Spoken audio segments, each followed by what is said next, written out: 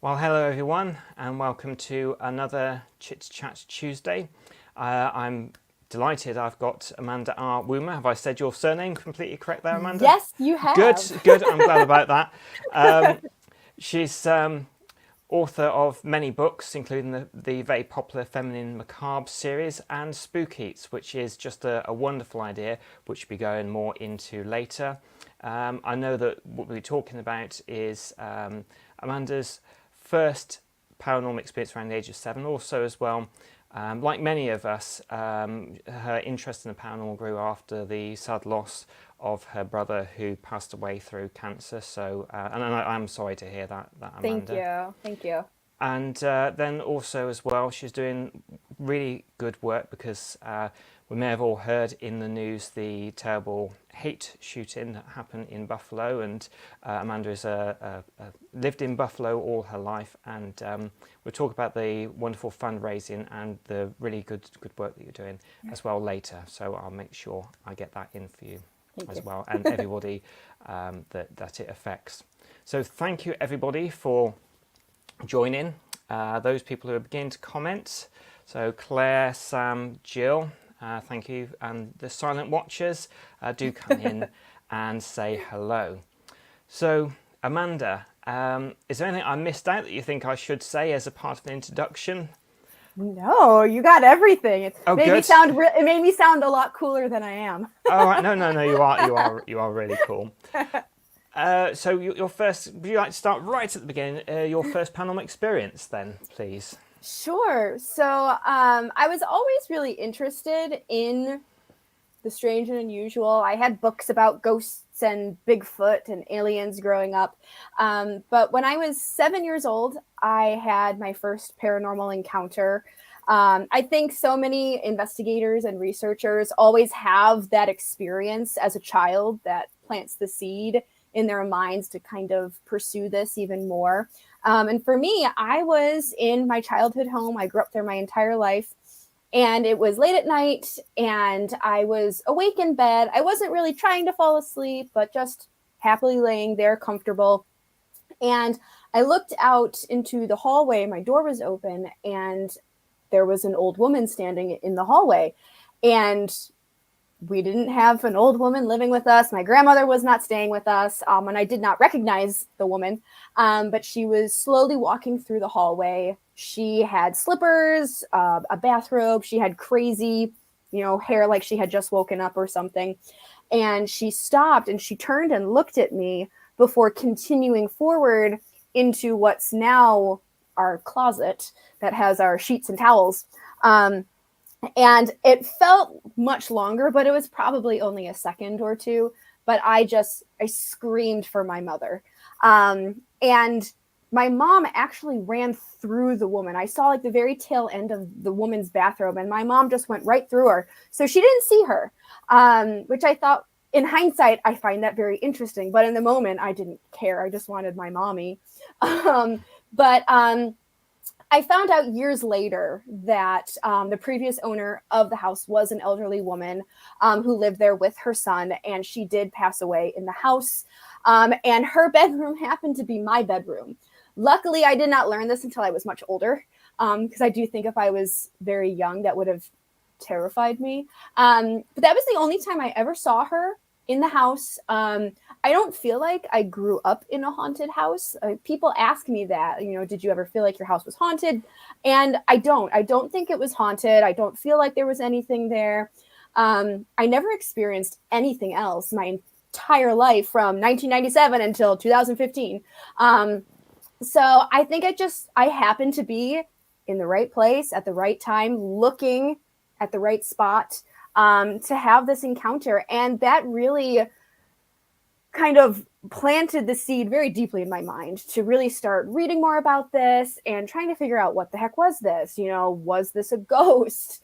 And trying to figure out what the heck happened? What did I see? And I still don't really know. I don't know why I saw her. I don't know why my mom didn't see her. I don't know why she was walking into the closet. So there's so many questions that I still don't have answers to. But that for me is my origin story when it comes to haunted history and the paranormal. It's a great introduction to the paranormal world, definitely. So I want to say a couple of hellos to people. So I want to say hello to Beth, Patricia, Claire, I think I mentioned, but hi Claire again, Sam and Charles. And I do apologise because the names came quite quickly at the beginning. And Susan, Jill, Diane. I think that's everybody said hello so far, but thank you, and I do apologise if I missed anybody there. So you started getting interested in the paranormal around the age of 7. So one of the things I was going to ask, because I know you started properly what you call investigating ghosts, going to graveyards and things around the age of 14. But Yep. there were any books that you read between the age of 7 and 14 that were hugely influential to you? So yes, I just recently looked up the titles and I had forgotten them off the top of my head, but this was a book series that I found at a local dollar store, a very, very cheap store. I don't know why they were there. And they were black, leather bound with like silver gilded edges, and they just had everything. They had UFOs, cryptids, ghosts, unexplained phenomena. It was this whole series of books, probably like 7 or 8 books, probably even more. I only had a few of them. And those were the books that I wore out the binding. I mean, the pages were falling out. They were dog-eared and I had notes in them. And I wish I still had them. And, you know, I had a phase where I was trying to, I don't know, make myself normal. Why?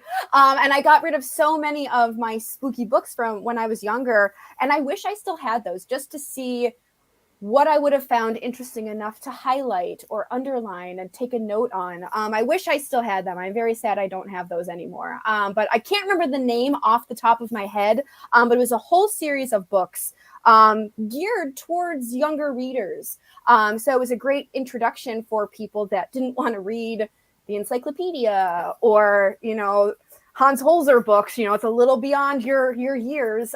So it was a good introduction. So I should look those up and have those handy because I always forget the title of them. But they were fantastic books, especially for younger people just interested in starting their journey into all of this weird stuff. I mean, it's brilliant. And you know, you said when you try to be normal for a while, I think nobody should ever try and be normal. I think it's so boring being normal, definitely. What a waste of time. Exactly. So hello to Lana and hello to Wendy, who've also joined in the chat as well. Do ask your questions as well if you have any questions to Amanda. So I'll probably mention one of your first books because it's a little bit out of the paranormal, because you're known as a paranormal writer and doing your spooky blogs and the Feminine Macabre series. But can you just mention your first book, just a little bit about the love stories and how that came about? Sure. So before I got my start in writing for paranormal nonfiction, I was a fiction writer. I've been writing fiction since I was 12 years old, actually. And I started submitting for various anthologies probably 5 years ago or so. So still very new in the realm of actually sending your work out into the world and letting people read it. But one of the first anthologies I was part of was called Vintage Love Stories. And basically, this was a collection of stories of romance across the whole spectrum of what love stories are. But the parameter was that it had to take place before modern technology. So no computers, no cell phones, no GPS, things like that. The story that I wrote about is actually based on a historic event, which was the Great Peshtigo Fire that happened in Wisconsin in the United States. It was a horrific wildfire that just decimated this town. And it actually happened the same night as the Great Chicago Fire. And it's very interesting because Chicago obviously is a much larger city. So that's where all of the attention went to, whereas this small town in Wisconsin didn't get any media attention. They didn't really get a lot of aid and help either in rebuilding. So I wrote a love story about, you know, these two young people who met before the fire, and then the fire arrives and it's this desperate attempt at survival. And I really wanted to just kind of share a story about this event, this historic event that nobody really talks about. Nobody really knows about it outside of this small town in Wisconsin. There's a lot of weird things surrounding it, like balls of fire shooting through the air. So that gets people's attention if they're interested in UFO and extraterrestrials. There's like a lot of weird things about this fire that just, it caught my attention. It captured my imagination. So that was a really fun story to write about. Very different from everything else I've written, but it's a lot of fun. So if anyone is interested in learning a little bit about the Peshtigo fire, as well as reading some of my fiction romance, that's available. Fiction or vintage love stories. Brilliant. Now, one of the things you like to, well, and you're very much known for, is the Spook-Eats and going to haunted restaurants. I do like the way you have spooky marks out of 10 and a yummy marks out of 10, which is really good as well. I for me, I think maybe the food might just slightly take the edge just a little bit, actually. Me too, especially if it's good food. Me too. Yeah. No shame. But how did the seed of the idea come? I've heard you talk about it in various podcasting, but if you can explain to everybody who might be new to this and Spook-Eats, and also give the web address out for Spook-Eats and how they can follow you on Spook-Eats as well. Yes, but how that first came about, the idea, I'm going to go to haunted restaurants. So basically, I was thinking of starting something like this for a long time. I'm a huge traveler. I love traveling. And I love going to different countries and different areas and experiencing the food and the history of these various locations. So it was kind of floating in my mind for years. And then, as you mentioned earlier, my little brother, Jed, he passed away after battling pediatric cancer. And my attempt at grieving was researching the paranormal. Some people, I think, really heavily turn to their faith and start going to church a lot more. Some people might start drinking alcohol a little bit more. Various ways of coping with grief. For me, I started really ghost hunting, really, really hardcore, going to these locations and trying to just find some sort of evidence that something else is waiting for us. Something else is coming. There's something waiting for us on the other side of our last breath. A lot of people are blessed with a very strong faith in what comes next. I'm not one of those people. I question everything. So I started going to these haunted locations, and I very quickly ran out of money to be able to visit these places because, at least in the States, they're very expensive, these locations. A lot of times you need a team of people to investigate. I don't have a team. I'm by myself. Or you just need a lot of money. I don't have that either. So that's why I started thinking about haunted restaurants and haunted bars and haunted hotels and inns. These places are already open to the general public. You don't have to pay to even step foot inside. They're already open. And they have so much history and sometimes even more ghost stories than the infamous places you might see on TV, like the haunted jails and the haunted hospitals and the orphanages. Then I joke saying they also have food and drink and heat and plumbing and bathrooms, which are all added bonuses as well. So it really got me thinking, why not highlight these haunted locations that want you to come and visit them? And so then your average everyday person can also experience the paranormal. I'm not the only person that's ever lost a loved one and then questioned what comes next. So instead of just, watching TV or listening to what people say on the internet, figure it out for yourself. Go on a paranormal adventure for yourself and come to your own conclusions, because nobody should be able to tell you what to think or what to believe, especially when it comes to life and death and what potentially comes next. So that was my hope with Spook-Eats, was to really highlight these haunted locations that are part of the hospitality industry, and they want to share their history, they want to share their food and drink, and they want to share their location with you. And in the process, you might have a paranormal encounter that could help you start to piece together your theories and your ideas of what potentially comes next in the afterlife. So that's why I started Spook-Eats. The pandemic kind of put a damper on things because of lockdown and you couldn't leave, so I couldn't travel anywhere, couldn't go to a restaurant. So I had to get a little creative with Spook-Eats. But that was basically the start of it and why I wanted to really start highlighting these sorts of locations that are usually glossed over because they're not the doom and gloom scary locations. A lot of times they're places of celebration and revelry and happiness. But my argument is great energy can come from sadness and anguish, but great energy can also come from happiness and joy. And honestly, I'd rather experience a haunting based off of something positive than something negative. So, yeah. No, I would completely and utterly as well. There's so many really interesting haunted locations you've been to. I think probably the one I've heard you mention most of all, and I think we're also quite lucky as well in the UK that we've got loads and loads of haunted pubs. Oh yes, oh yes. You said as well, like you go to one town, it's like the most haunted pub in York, and then round the corner, the most haunted pub. Yeah. So we do get a lot of that, and we are really, really lucky that we have all these wonderful, interesting pubs, and a lot of them do really good food as well. Yeah. The one you mention time and time again, and it sounds like it's your favourite, is the Old Canal Inn. Yeah. Can you please tell us about that? And there's also a deadly chair in this place as well. Yes. So the Old Canal Inn is a very, I don't want to say like, it's a dive bar. So it's not fancy, it's not nice. I say it with all the love in my heart though, because I love the place. It is in Nutley, New Jersey, which is about 40 minutes south of New York City. And it's been a community bar for almost 100 years now, and it's the home of the Death Seat.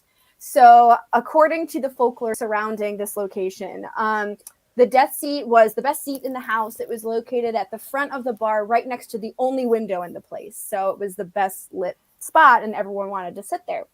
So there were two frenemies who would fight over this chair, and they would go back and forth on it. One day, one of the frenemies sat in the chair and died of a heart attack right there on the spot.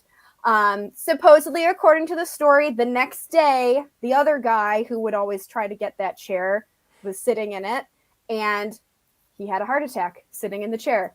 I believe 2 other times there have been heart attacks while someone has been sitting specifically in that bar stool.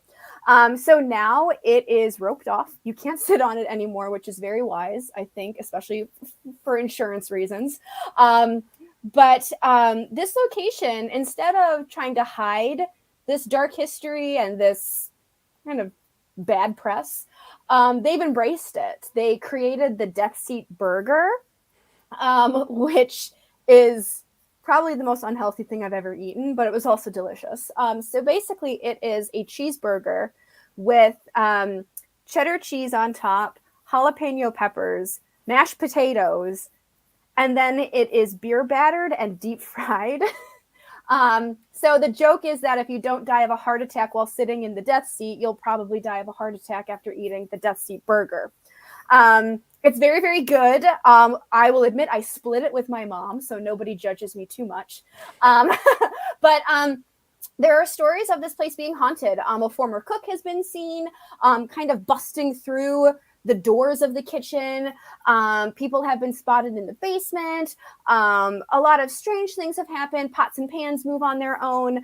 But even if there wasn't paranormal activity, just the story of the Death Seat and like those bizarre coincidences that at least 4 people have died of a heart attack while sitting in this specific chair is unnerving. And for me, I visit so many locations that they don't like to talk about their haunted history or their weird history, or they just try to downplay it, or they'll even kind of scold you for asking about it. This was just a breath of fresh air for me, where they didn't just talk about it. They kind of celebrated it and found a way to highlight it on their menu. So usually you get cocktails named after the ghosts or the paranormal activity. This was a full-on meal, which is unusual. So yeah, the Old Canal Inn, if anyone is ever in Manhattan and looking for a dive bar to go visit, I highly recommend it. I thought it's not expensive at all, which is hard to find with haunted locations, at least in the States. Usually they're exorbitant. They're so expensive. You drop a small fortune for not a lot of food.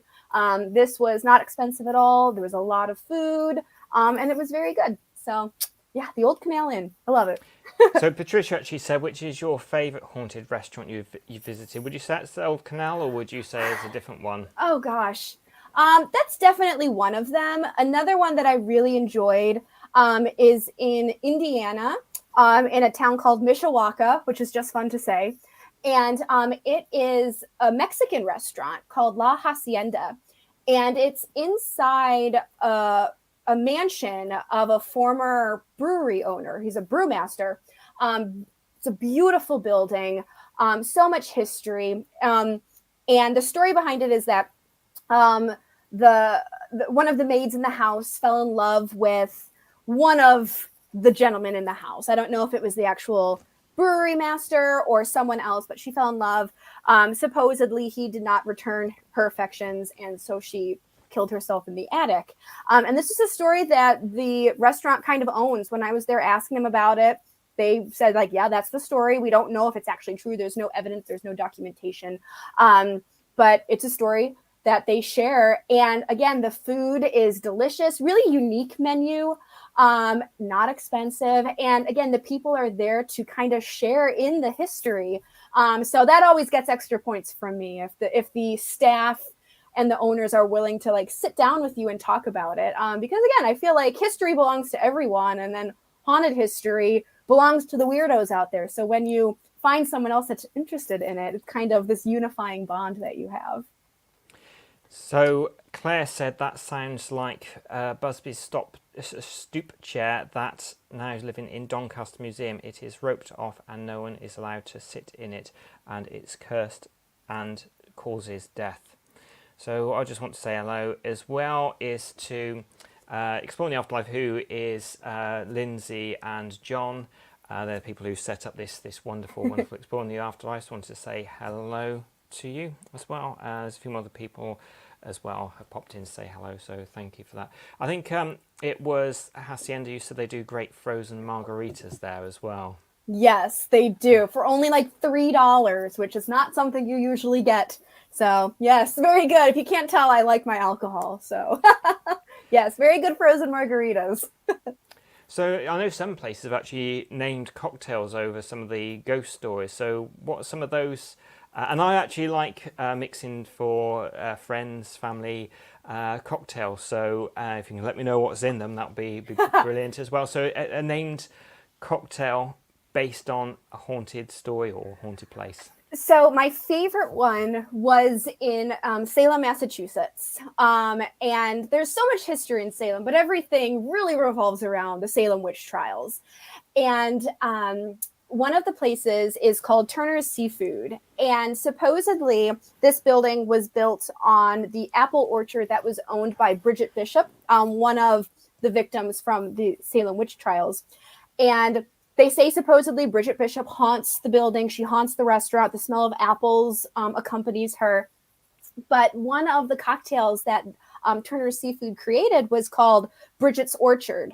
And it's 100% inspired by her. It's in honor of her. And I describe it as a big kid's apple cider. I'll have to look up the ingredients and let you know, because I did take a picture of the menu because it was so good. It was strong, but you couldn't taste it, which is dangerous, but absolutely delicious. Another one also in Salem was at Rockefeller's. And they have one of their ghosts is the lady in blue, or the blue lady, one or the other. I don't remember off the top of my head. And one of their cocktails is inspired by her, and it is the bluest blue. It is unnaturally blue. I'm trying to find something that's like a similar color, and I can't find anything. It's electric blue, but it's delicious again. Yeah, Salem's one of those places that they have great, like really unique restaurants. The cocktails are fantastic wherever you go, and so many of them do honor their dark history and their ghost stories with these libations, which I'm all for. Good. I just must say hello to my dear friend. She said hello to us. I popped her up briefly. Nanny Lynn Sindri, wonderful, wonderful. As everybody else is that was watching our wonderful, wonderful people. So I think what would be a nice thing now is we've built up people that are watching.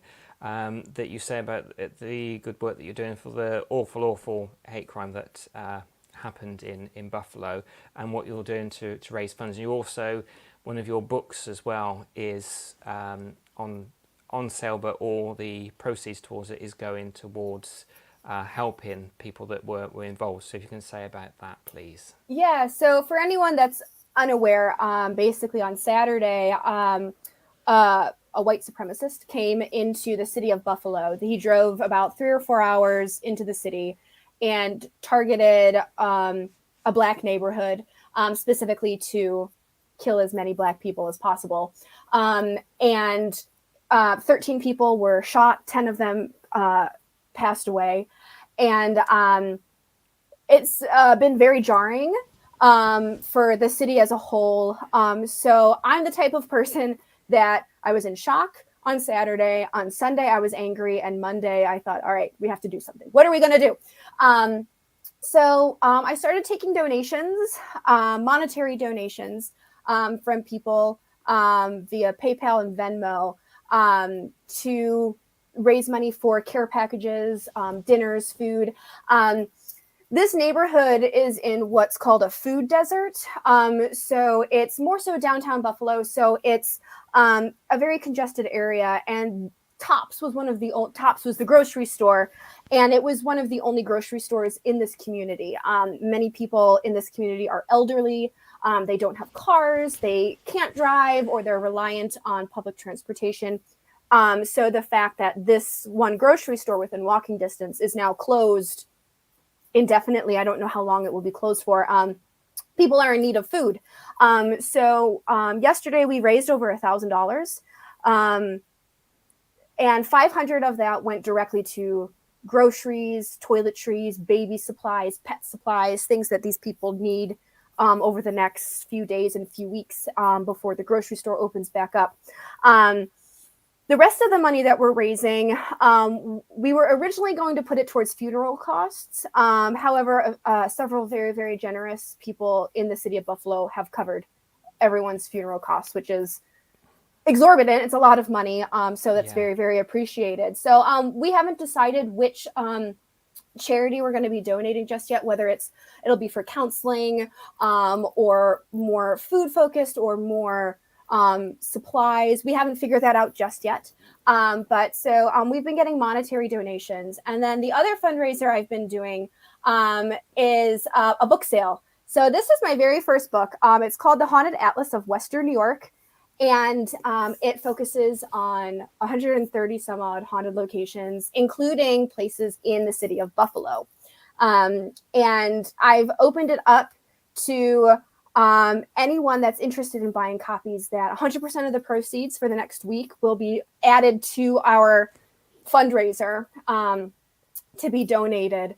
And usually on Etsy, this is where it is available, is on Etsy, not Amazon, Etsy. But I opened it up for UK residents as well. So if anyone watching this is in the UK, usually my books are just for the United States because shipping is just evil and expensive. But if anyone watching in the UK is interested in buying a copy for a good cause, I've opened it up for the next week. If you're interested, and 100% of the proceeds are going to be going into our fundraiser that we have going. And I always say you don't have to be from Buffalo to appreciate the history and the haunted history of these locations. So if anyone watching is interested and you want to donate either by buying the book, it's on Etsy.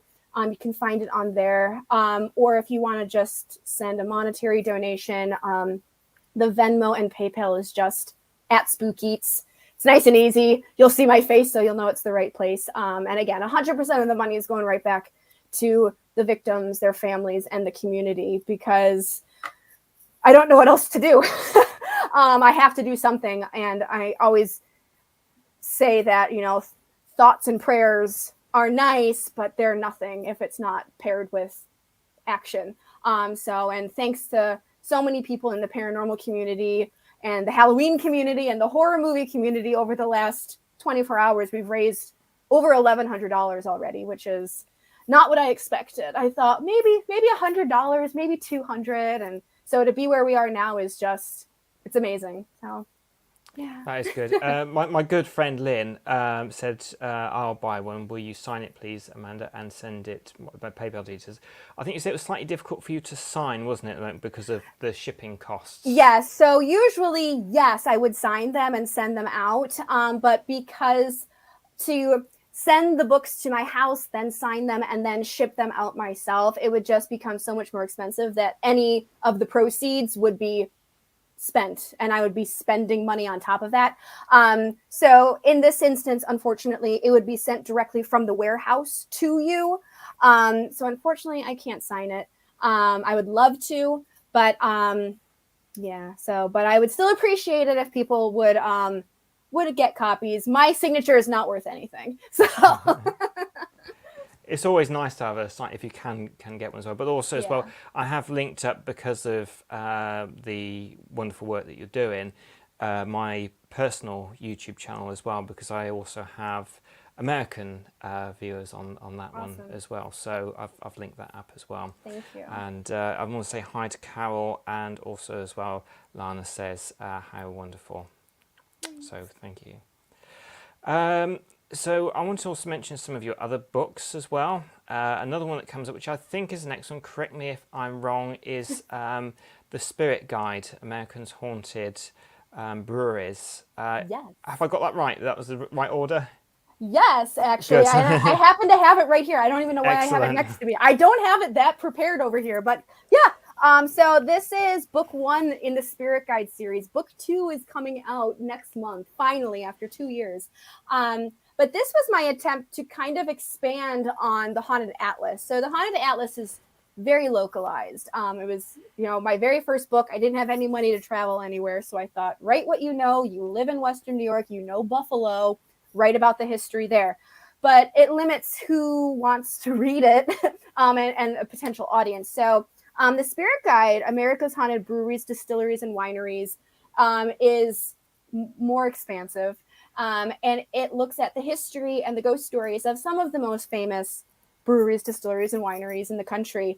And it includes tips. If you're going to a location, here are the best things to order, or where to go, where to stay, as well as fun facts. So it's my attempt at creating a travel guide of sorts, if you're interested in these sorts of locations. So I'm excited to get number 2 in the Spirit Guide series finally out, because it's been too long. People have said like, book 1 of the Spirit Guide series. And I always joked saying, yes, book 1 out of 1. There's only 1 book. So there's going to be a second one coming out next month, a little different. And it includes some locations in the UK as well. So I have to keep branching out further and further. Brilliant. My good friend, because my friend Lynn, she's written an author. She's written some wonderful books on Gloucester and the hauntings. What she does, she puts sticky notes and then sends out the sticky notes to the people. So if that's something I'm sure that she would send you any costs or things, or maybe email. But we can talk about that after. Yeah, no, it's a good idea. Yeah. Absolutely. Now, I'm jumping around a bit from books to Spook-Eats, but I thought that'd be a good way of doing it. So it's the books, and then we'll also get to the Feminine Macabre as well. But one of the really interested, and the name just goes for me at the moment, but it's where there was the famous Gettysburg battle, and one of the restaurants has all the bullet holes in the side of the restaurant. So that was a fascinating story, and it'd be really good to know about that. And what kind of meals do they do there, and any sort of spooky related cocktails or beers or wines, because some actually do haunted wines as well, which is really cool. So that's the Farnsworth House in Gettysburg, where you can see, if you're sitting in the beer garden area, you can see the bullet holes in the side of the building. And that place has one of my favorite dishes that I've ever had. That's a goober soup. So it's peanut, not peanut butter, but just peanut. Absolutely delicious. They do authentic 19th century cuisine. So they cook out meals that basically the citizens of Gettysburg would eat during the time of the Battle of Gettysburg. Beautiful building. It's one of those locations that has not been restored or renovated in any way. You walk in and it's like walking into a time capsule. You feel like you've been transported back to 1865, and it's gorgeous. The food is it's absolutely delicious. They have a beer garden on site. So obviously Amanda is happy. Hello. So that's another great location. It's always funny whenever people say, what's one of your favorite locations? It always comes up the Farnsworth House. And I always say, like, it's so typical. Like, oh, of course, she's a ghost person that likes the Farnsworth House. But it has such a unique personality. And to see the bullet holes and the attic area where sharpshooters were up there, fighting. It has memorabilia from the building and from the time of the Civil War. And it's a very heavy location. Just Gettysburg as a whole is very somber. And you are walking on hallowed ground. So many people died there. But it's I always tell people, like, if you can get to Gettysburg at least once, it's just an amazing experience. Whether you're interested in the paranormal or not, just the history of the place is it's awe-inspiring. Yeah, it sounds it completely and utterly. And another place that you have written a book about, and also as well, it's quite special to you. And you also said, and forgive me if I'm wrong, that you had some sort of communication with your brother, and that's the Ghosts of the Ghostlight Theatre. I love a good theatre myself, so knowing about the Ghostlight Theatre, and what a brilliant name as well. Yeah, and it's funny because for people who are unfamiliar with theater folklore and terminology, every single theater has a ghost light. It's just a lone lamp or light that they keep on when the theater is dark or closed, for two reasons: either because they want to keep the ghosts away and keep them from causing mischief, or to invite them onto the stage while there's no one else there, to kind of be a bit more of an invitation or more inviting. So that's why it's called the Ghostlight Theatre. Is, we have our ghost light and we really celebrate it. And this is a location that I've been a part of since 2006. So I've been a theater member there, very dramatic, for a very long time. And it was a location that my brother was also very involved in. He played Oliver Twist in the musical Oliver there. And when he passed away, it really kind of shattered the company. It wasn't unexpected, his death. He was sick, but everyone was like, well, of course he's going to get better. So, the owner and his family and a lot of the company members still talk about him. They still every so often will have encounters with him. And we do think that he does pop in from time to time. I don't think he haunts it. I don't think he's always there. But there are moments that we kind of brush against him. I saw him there one time with my own two eyes, about 8 months after he passed away. And like you mentioned, I had a communication with him. Someone captured a photograph of him on a mini ghost hunt where it was just cast members. We were all there together. We all knew Jed, but we weren't looking for him because we didn't think he would be there. Like, we knew the place was haunted by certain ghosts, so we're looking for the lady in red and Mary. We're not looking for Jed. And this woman, she snapped a photo, and it is a photograph of my brother. There's like, I'm usually very like, it's dust, it's moisture, it's a bug, but it's definitely, it makes you stop and scratch your head if nothing else. But then the exact same place that photo was taken, I got an EVP of his voice saying, "I'm fine."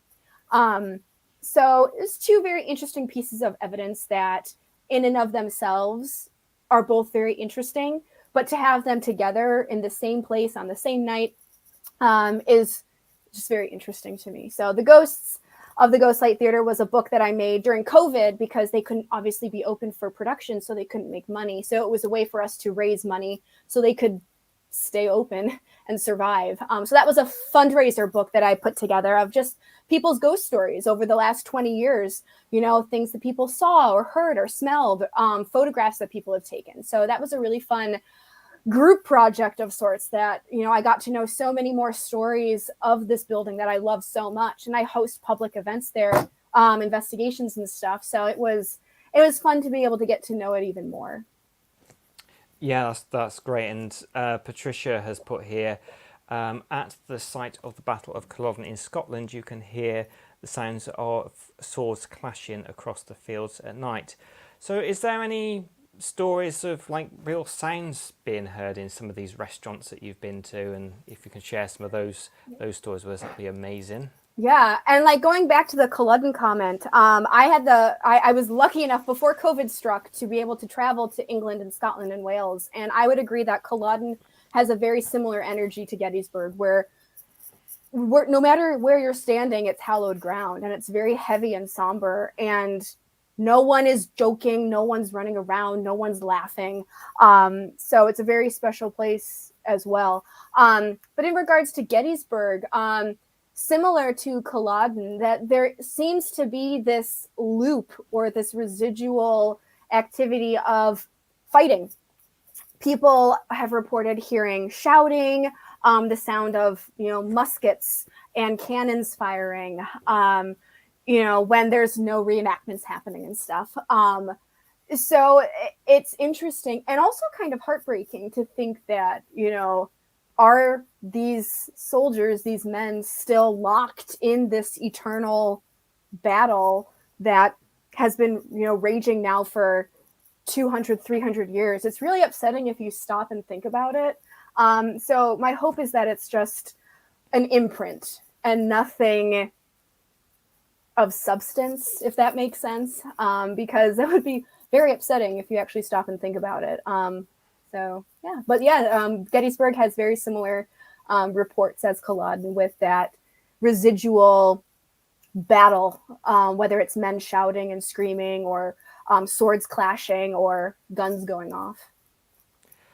Yeah, and that's what I like to think as well, that it is residual energy, or some ghost hunters, people that are involved in paranormal, say about stone tape theory as well. So when it's that sort of thing, when it's like somebody visiting their favourite place, it's nice to think that spirits come back and visit those favourite places, but to actually have been stuck in battle, that is quite a horrendous thought. Yeah.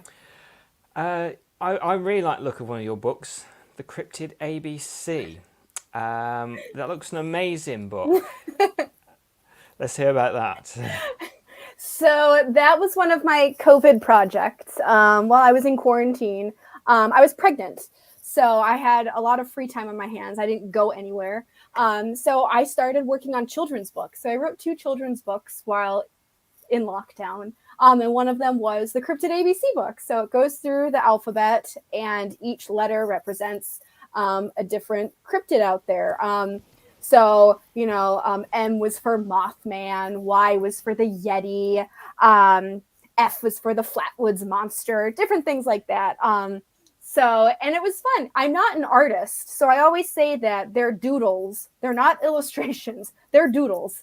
But it was fun to be able to try to draw these cryptids, and then I painted them. So it's a bit informal, but I love it.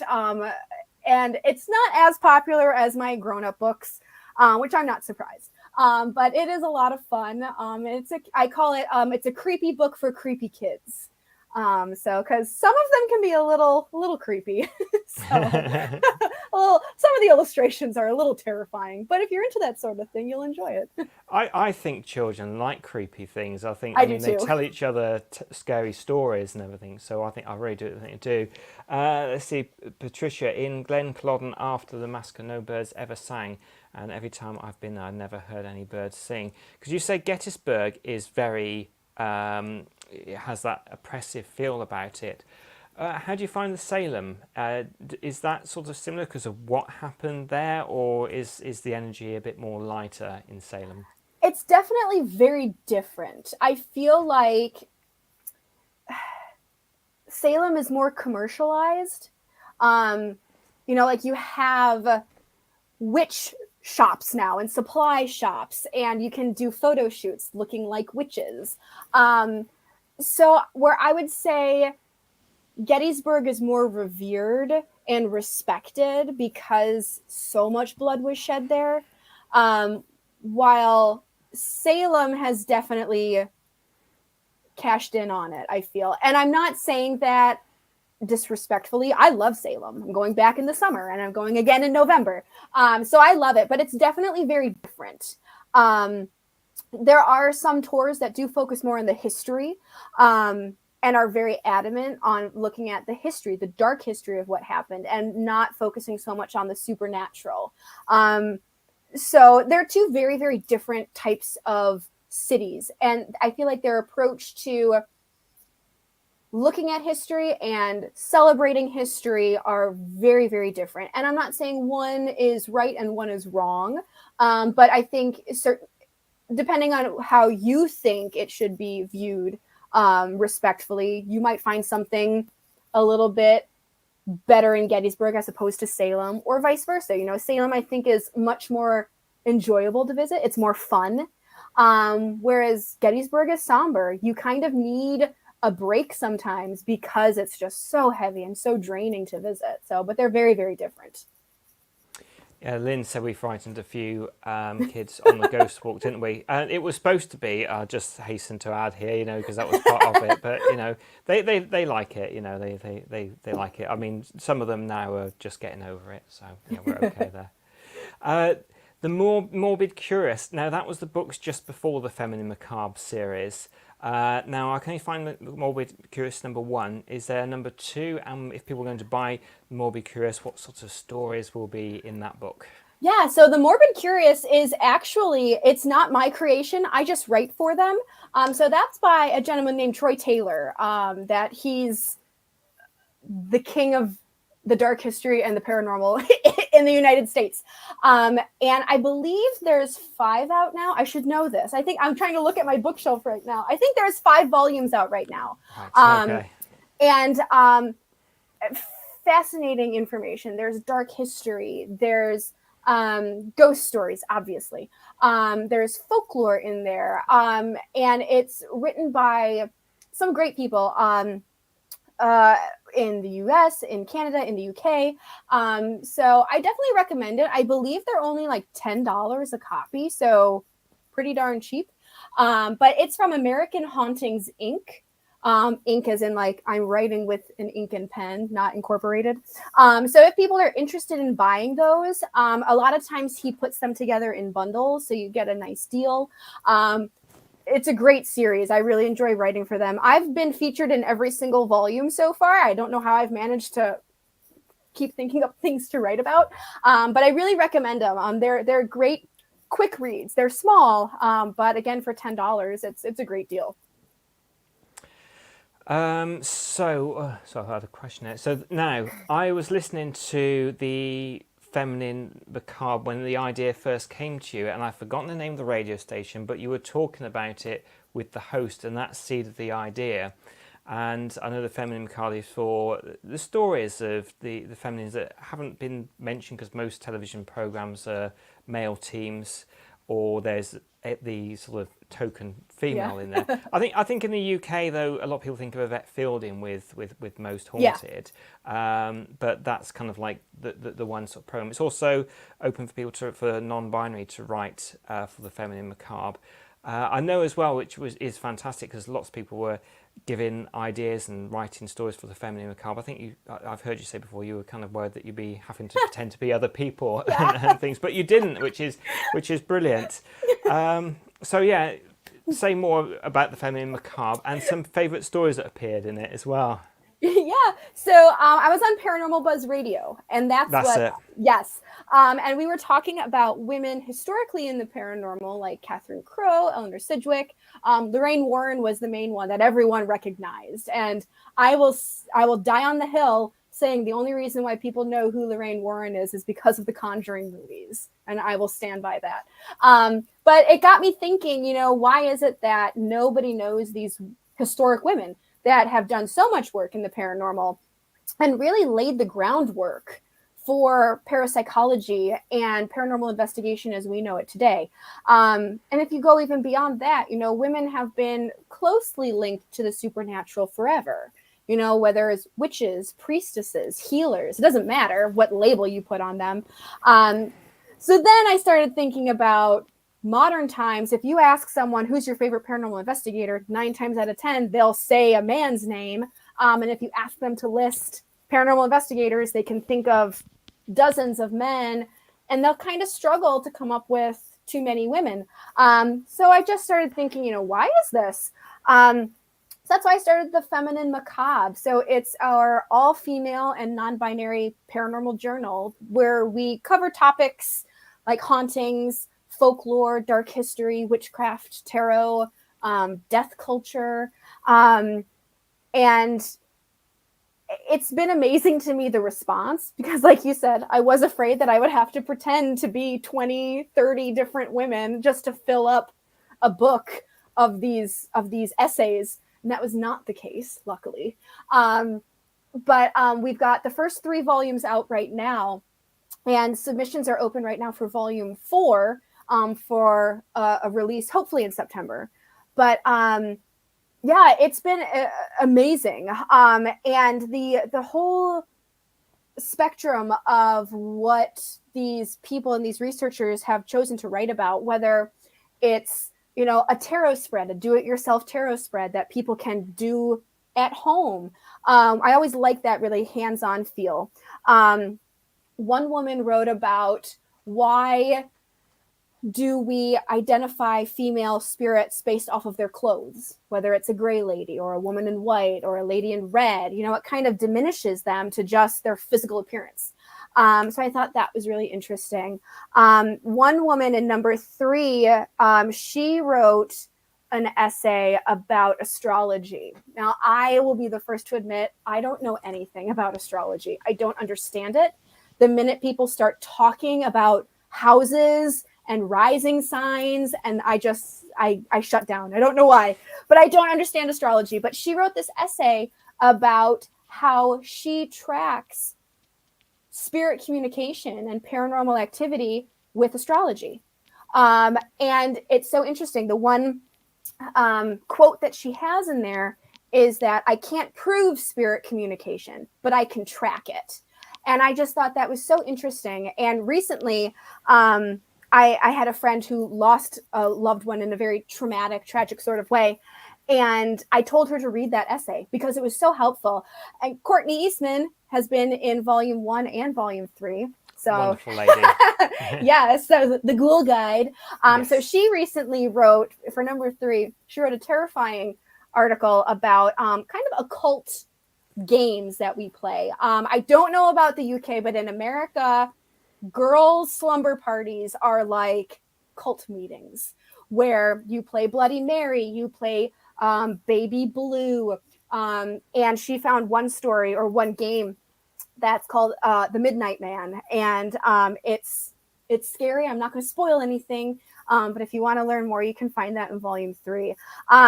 But anyone watching, if anyone identifies as female or non-binary, I really want to encourage you to submit something for volume 4. I always tell people, you don't need any experience. You don't need to be previously published. You don't have to be a paranormal investigator. That's something that a lot of people think is because they've never been on an investigation or they're not an investigator, they can't submit something. And that's not true at all. I tell people, pick a topic, pick a subject, whether it's something that you're already interested in and you're passionate about, or something that you're curious about and you want to know more yourself. Research it and write an essay. It's just like school. Write an essay about it. And if it's unique and it's interesting, we'll publish it. This is volume 1 right here. It's beautiful. I mean, these are nice sized books, I like to think. And we do physical copies. We don't do digital. So it is an actual physically published book, which for me as a writer, when I was younger, that meant everything to me. The minute I held my first physical book in my hands and put it on my bookshelf, it was a game changer for me.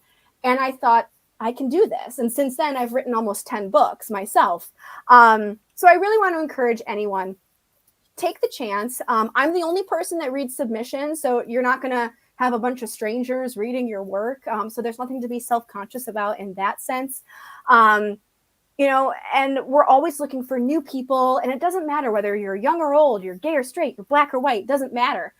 Everyone has something to contribute. And our hope with the Feminine Macabre is that readers walk away with a new perspective or a new way of thinking about something, even on just one topic. That's fine. So if anyone is watching, I really want to encourage you to take the chance. If you go to Spook-Eats.com, we have a whole Feminine Macabre section. You can read up on our guidelines. And submissions are open until June 1st. So only a few weeks left. But I really hope that if you feel the inspiration, that you will be part of the Feminine Macabre, because I think it's a great little community. A lot of the members really support one another, build each other up. They support the work that each of the researchers are doing. And actual genuine friendships have been formed by people who met through writing for the Feminine Macabre, which I think is really cool, because again, I thought I would be the only one. Brilliant. That's brilliant as well. Friendship has built up. Anne's watching, and Lorna as well has joined. And if I missed anybody, I really do apologise. But I think it's great that you're doing that, because also as well, I'm quite busy, so I haven't done paranormal investigations for quite some time. But when I've joined or been asked along to groups, it's a little bit like what you see on television, except the other way around. So you get a few men with a lot of females. And do you find that because of things that you've been involved in, that the men are more often dragged along by partners and things? 100%. I like, again, one of the reasons why I was thinking with the Feminine Macabre, whenever I attend investigations or events, or if I host them myself, I would say it's at least a 60-40 split of women versus men, probably more. And I always joke saying the guys that are there look like they were dragged there against their will by their wives or their girlfriends. But usually by the end of the night, they do walk away having a good time. But I feel like the majority of paranormal investigators and researchers and members of the community are female.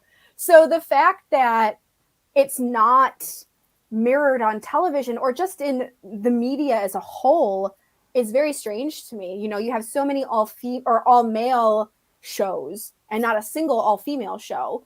If there is a woman, she's usually the token one, like you said. She's usually the psychic medium or the witch. Or if you do have a female, she's always partnered with a male. She's never on her own. And that just really, I don't know why, but it makes me mad. I don't know why.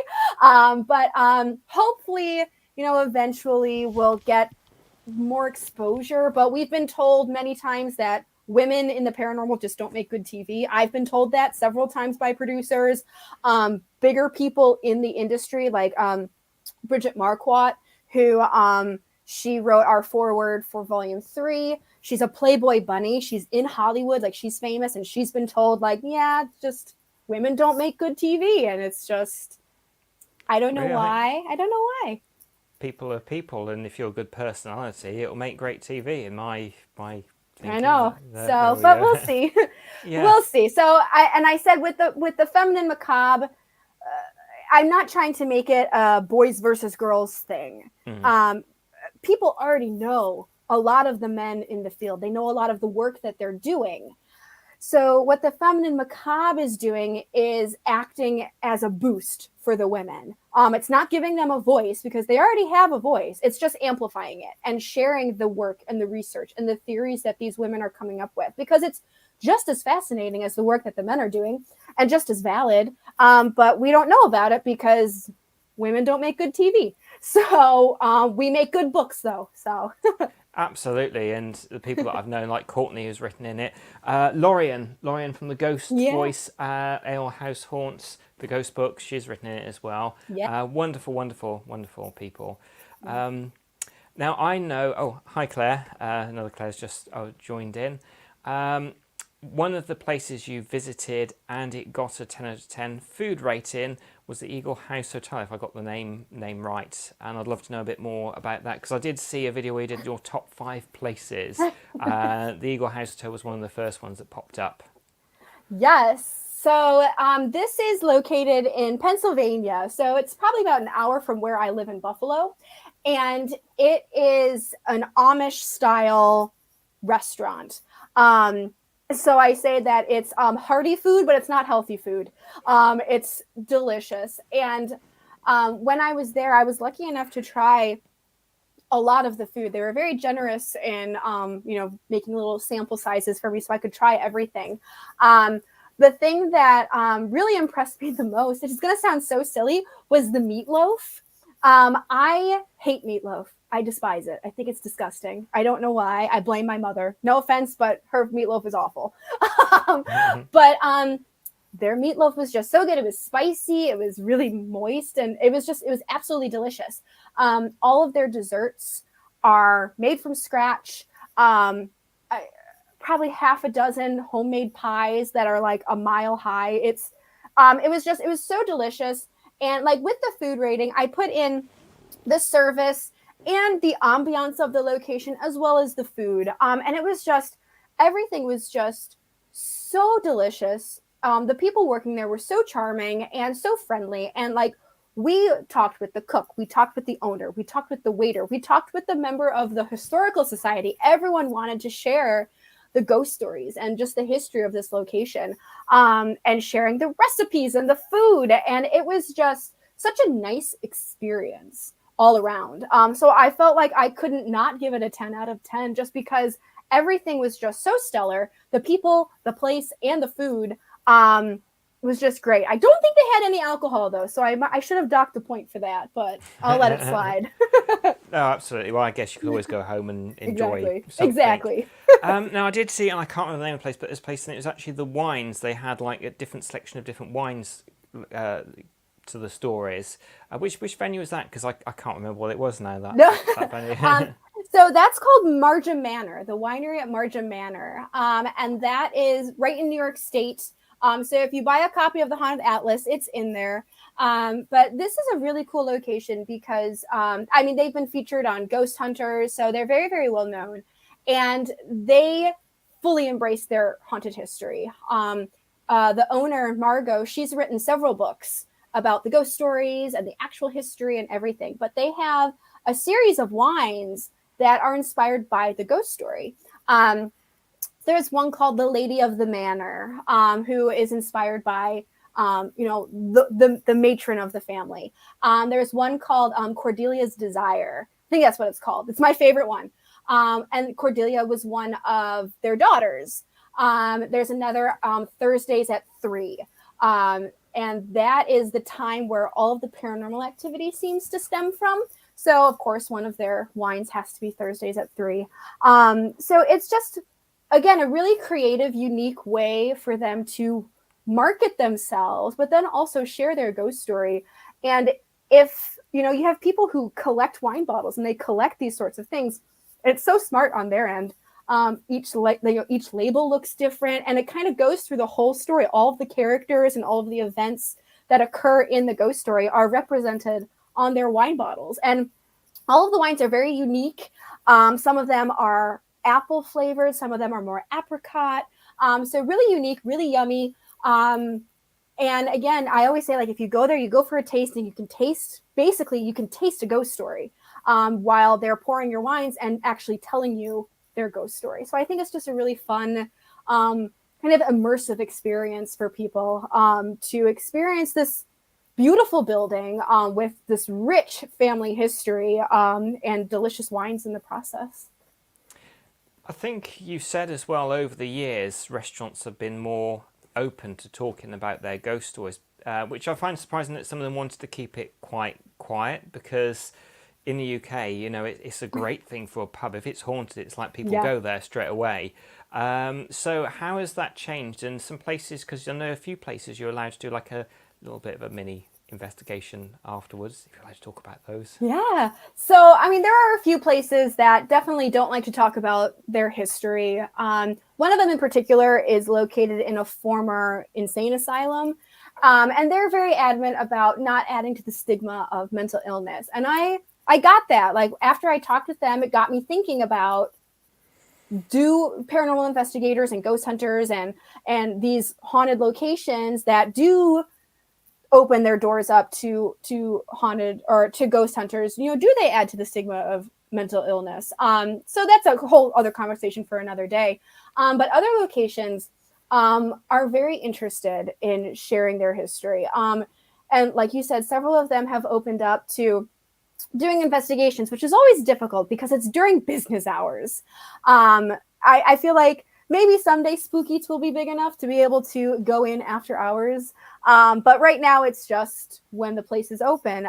So obviously you get noise contamination and you can't really do an EVP session or really film much of anything.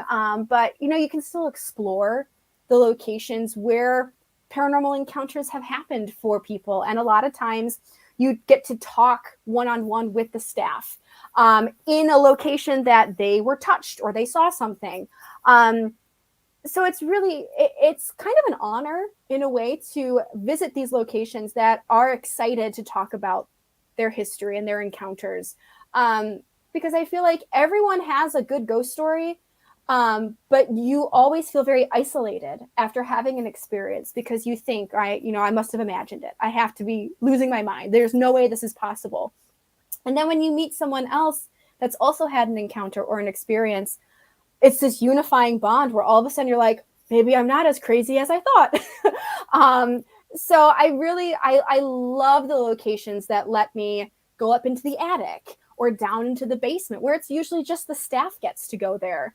And I'm hoping to be able to really start branching out and doing that again. It's hard with COVID and everything.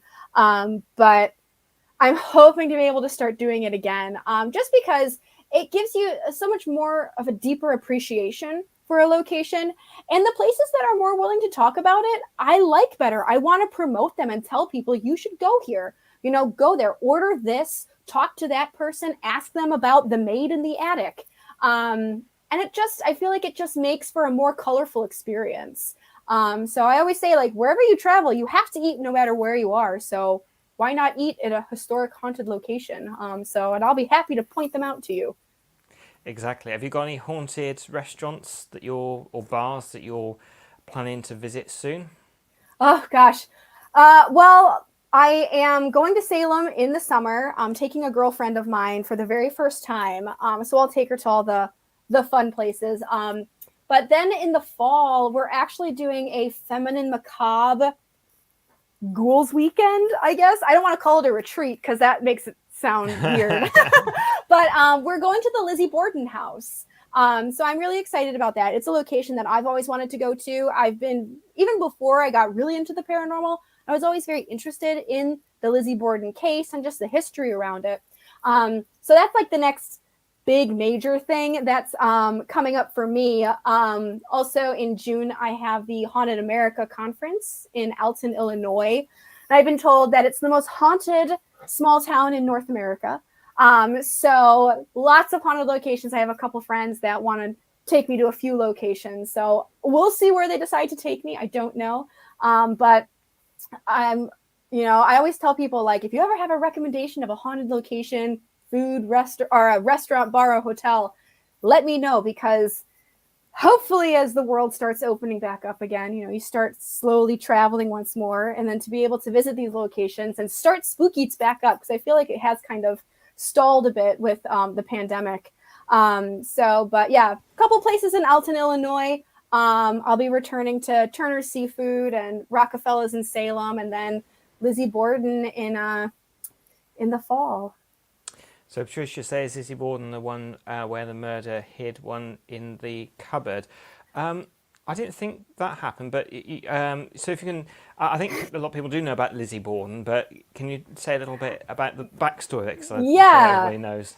So I won't spoil too much, just because one of our researchers, another Amanda, she wrote in volume 3 all about the Lizzie Borden case. She specializes in Lizzie Borden history. If anyone's interested, she's Spooky New England Ghoul on Instagram. I believe that's her name. But basically, Lizzie Borden was accused of murdering her father and stepmother in their home with a hatchet or an axe. So the story, Lizzie Borden took an axe, gave her father 40 whacks. Yeah, I see right there. But she was acquitted for the crime, though. She was never found guilty, but she definitely experienced a stigma the rest of her life, and she was ostracized in the town. And what Amanda does in Volume 3 is she wrote a whole essay on a reasonable doubt for Lizzie Borden, because I think people just assume she did it and she was rich, so she got away with it. But she's done a lot of really good work in trying to disprove that and to prove that she was never found guilty. She was acquitted. So we're actually going to be in the Lizzie Borden house with Amanda, who I call her like Little Miss Lizzie Borden. Like, she knows everything about the case and the history. So I'm really excited to experience that with her and with 15 other women that have written for the Feminine Macabre. So it'll be fun. A lot of us will be meeting for the first time. A lot of personalities under one roof. So we'll see how that goes. That sounds totally amazing. And I think as well, when I see it on TV, if it's the same person, the same lady that owns it, there's each little key has a little axe on the end. Oh, of that's it so funny. It's good marketing. Exactly. Lizzie Borden took an axe is a well-known children's rhyme that alludes to the accusations against Lizzie Borden in regards to the murder of her father and stepmother. 4 lines of the poem describe Lizzie killing her mother and father with 40 and 41 whacks of an axe. Oh, there we go. Yes. Yeah. So and Lynn says exciting time. So yeah, it will be. And as you say, it'd be totally amazing as well, meeting up with all these wonderful people that have written for the Feminine Macabre. So let's go, and I don't know if it was in one of your top lists, but one of the first haunted locations you went to when you started Spook-Eats, is that in your list, and which one was that, if you can remember? That one. Sorry to throw that one at you. The Stanley Hotel. I feel like this is a quiz right now. So the Stanley Hotel in Colorado I actually went there before Spook-Eats officially started.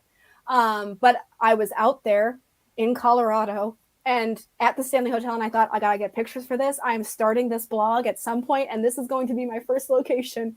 So for those of you unfamiliar, the Stanley Hotel was where Stephen King was staying when he was inspired to write The Shining. Spooky story. The Shining still gives me the heebie-jeebies just thinking about it.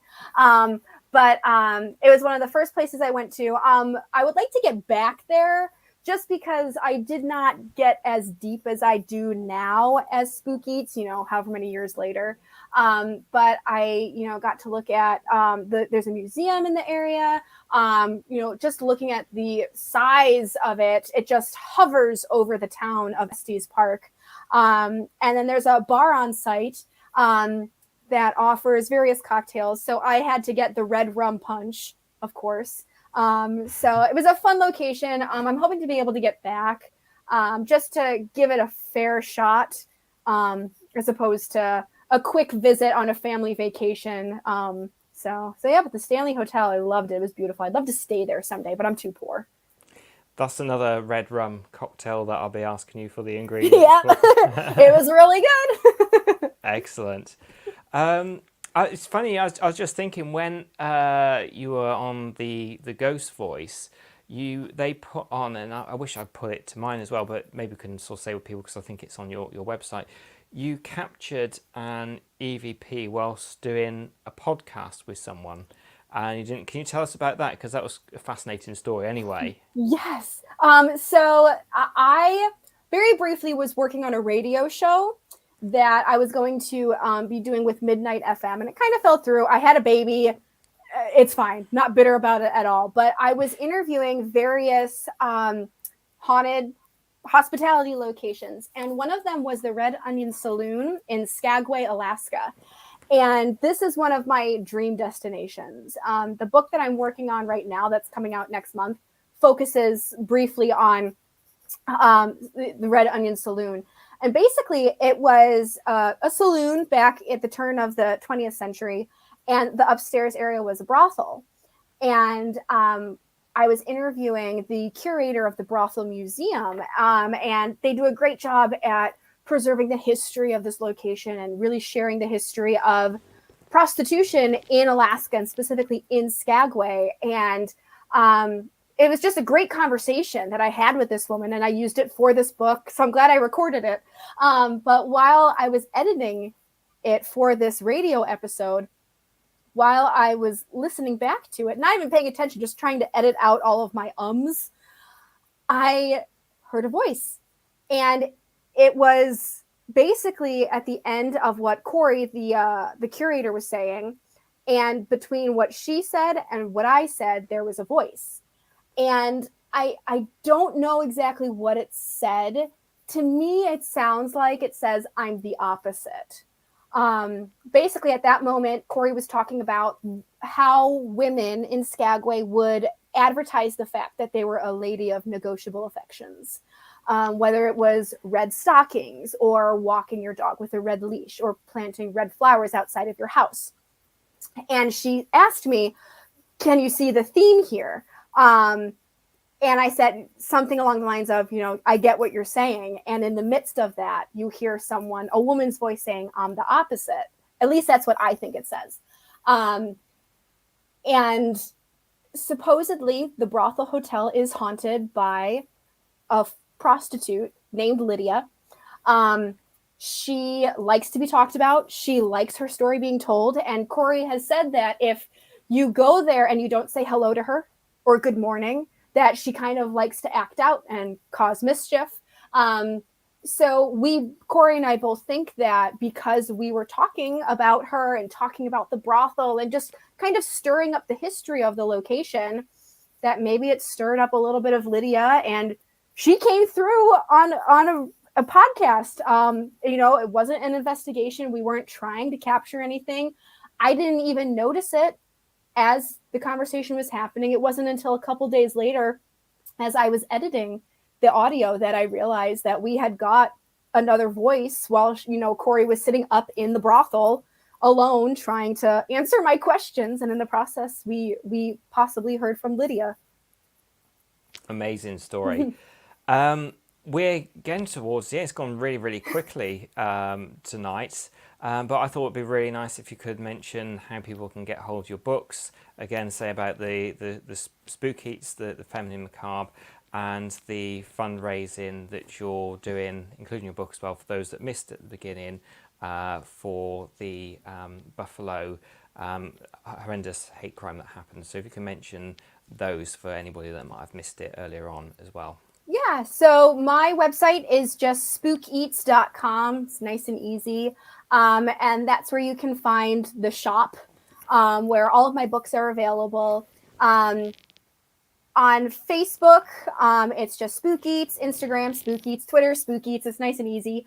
And then if you're interested in following information on the Feminine Macabre, we're also on Instagram and Facebook if you're interested. Just at the Feminine Macabre. In regards to the fundraiser we have going on, for those of you that missed, there was a mass shooting in the city of Buffalo where I live on Saturday. So we're raising money for care packages and food, as well as local charities for the victims, the families, and the community as a whole that's been impacted by this. So if anyone wants to send a monetary donation, we're collecting money through Thursday via PayPal or Venmo, and it's just at Spook-Eats. Again, nice and easy. And then if anyone wants to get something out of it, we're selling copies of A Haunted Atlas of Western New York. And that is in my Etsy shop. So not on Amazon. It has to be through the Etsy shop.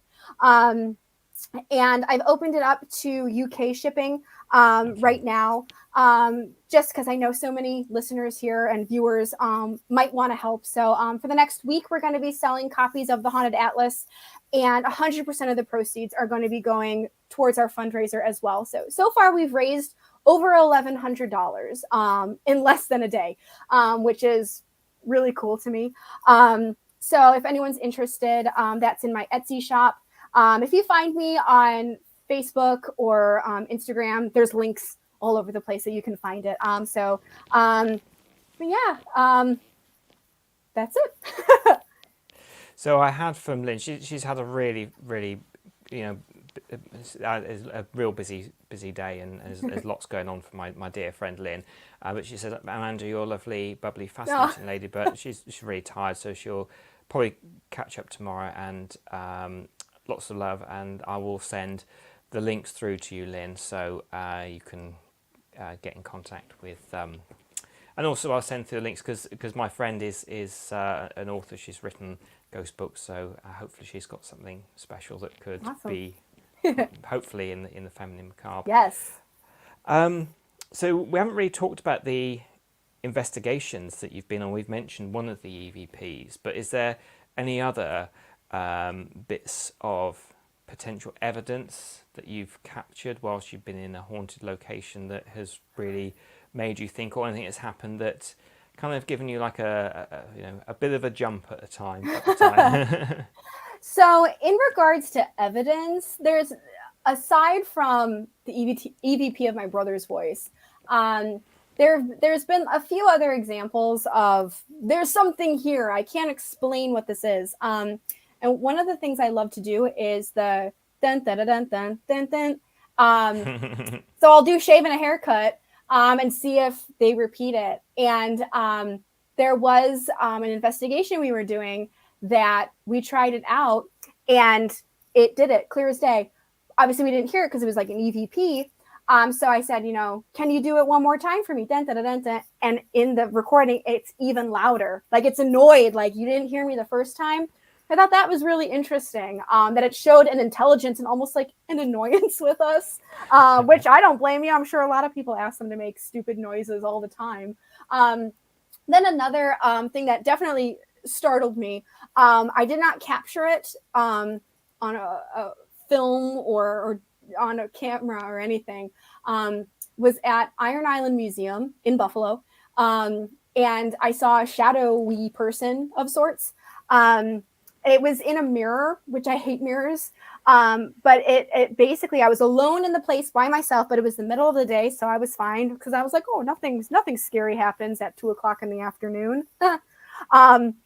So I was by myself, and this mirror, there was this shadowy figure standing in the mirror, basically, but it looked like it was dripping out of the mirror, almost like a tar, like substance. Was very thick, for lack of a better term. And I hightailed it out of there. I was like, I have nothing to prove to anyone. I'm here by myself. In hindsight, I would have loved to have been brave and tried to capture it somehow, but that definitely was the most jarring moment I've ever had. I wasn't so scared that I haven't been back. I have been back since. So no location I've ever been to has been too scary or too dark to go back. So that's good, at least. But that was definitely one of the coolest pieces of evidence I captured and one of the most jarring moments that I've encountered. The shave and the haircut knock that you did, I think in the UK we have something very similar to that rhythm, and it's knock on my father's bald head is kind of what we put to That's that great. one. So right, Patricia, I've seen the same dippy shape in my house. So yeah, that's scary stuff. Yep, especially in your house. Like, I like going to haunted locations. I don't want to live in one, so that's just me. Yeah, or going back home with something. Yeah, exactly. Like, don't follow me back to my nasty house. You want to stay here in this pretty Victorian mansion, please. So is there anything, because I'm really aware that we're rapidly approaching the 90 minutes, that I haven't mentioned at all, and you think, oh, I wish he asked me this. So is there anything at all that I haven't asked you yet? I mean, I guess the only thing is, the next book that I have coming out for the Spirit Guide series. It's called Harlots and Hauntings. And it is basically about haunted locations similar to the Red Onion Saloon that are haunted by the spirits of prostitutes. And this was based off of a conversation I had on another show years ago now, talking about basically liminal spaces, which is like the buzzword now in the paranormal, and liminal people. That's what I always joke, saying that this book is liminal spaces and liminal women coming together. So these women of the night, these ladies of the night, they were nobodies in life. They were nameless blips in history, but because for whatever reason they've chosen to haunt a restaurant or an inn or a hotel or a pub, they're immortal now. They've gained notoriety in death because we share their stories and we say their names. So it's a fun look at the history of prostitution in America and Europe. But then also focusing on 11 locations in the US and the UK that are haunted by prostitutes. And 9 out of 11 of them have names, which I think is really cool. Like there's that old saying that you die twice, once when your body dies, and then again when someone says your name for the last time. So these women whose names we keep saying every time we share their stories, they're being reborn each and every day, which I think is really cool because they were unknowns in life. They were undesirables in life. And I think so many times our ghost stories are told from a very specific point of view. History is written by the conquerors, and usually the conquerors were white men with a Christian background. So, enslaved people, poor people, women, non-Christians, their stories aren't really told. And if they are, it's from the point of view of the conquerors. So this was my attempt to kind of give a voice to these undesirable women who have found eternal life in haunting these locations. So I'm really excited about that. It's very similar to the Haunted Breweries book, where it's got tips if you're visiting these locations and fun facts. But it also really tries to highlight these ladies that have been forgotten by history, except for the fact that they have chosen to stick around and haunt these locations. So I'm really excited about it. Brilliant. I'll just say 2 more things. One, next week I have got Andy Workman, hypnotherapist like myself. He's talking about the law of attraction on this show. That's a pre-record because every Tuesday he's dancing with his wife. So that's going to be good. And as I've already recorded it, I can say he was great on it. One more thing I just want to finish with. There's so many people out there that talk about writing a book, and I think the Feminine Macabre is a great way for ladies and non-binary people to write a book. But if there's some people that think, I'm not quite sure, I'm a bit worried, what would they think, when I say, I know it's just yourself, but just to give people that encouragement to write and send that bit of writing into you for the Feminine Macabre. Yeah, I cannot stress it enough. Like, take the chance. You have nothing to lose. And for me, submitting to anthologies was absolutely terrifying. I got many rejections. But that first acceptance letter was life-changing for me. It sounds melodramatic, but it really was. And so I really want to encourage anyone, whether you've ever written anything before, or you have never written anything nonfiction, or you're not really sure you know enough about the paranormal or the occult or the metaphysical, it doesn't matter. I try to keep it very professional, but also very laid back. So again, I'm the only person that reads your submission, so there's not this pressure of impressing so many people. It's just me. I'm not scary. I don't think so. So, I really want to encourage you to, give it a chance. It's a great chance to be actually published in a physical copy. You can give it as a gift to someone. You can put it on your bookshelf. And hopefully it inspires you to continue writing and creating. So I really, really, really want to encourage anyone, if you identify as female or non-binary, we've also opened it up to artists. So if you are a photographer or you paint, there's other ways to be a part of it aside from just writing.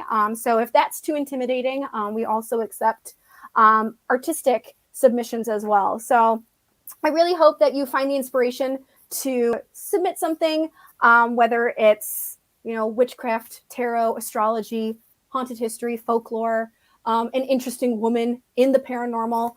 I'm interested to see what you have to offer. We've never gotten anything on UFOs, just saying, nothing on extraterrestrial. So going to put that out there into the universe. Brilliant. Thanks so much, Amanda. You right just to stay on just 5 minutes after we've finished? Brilliant. Thank you, everyone. Thanks so much, Amanda, for tonight. And thank you, everyone, for watching. Good night.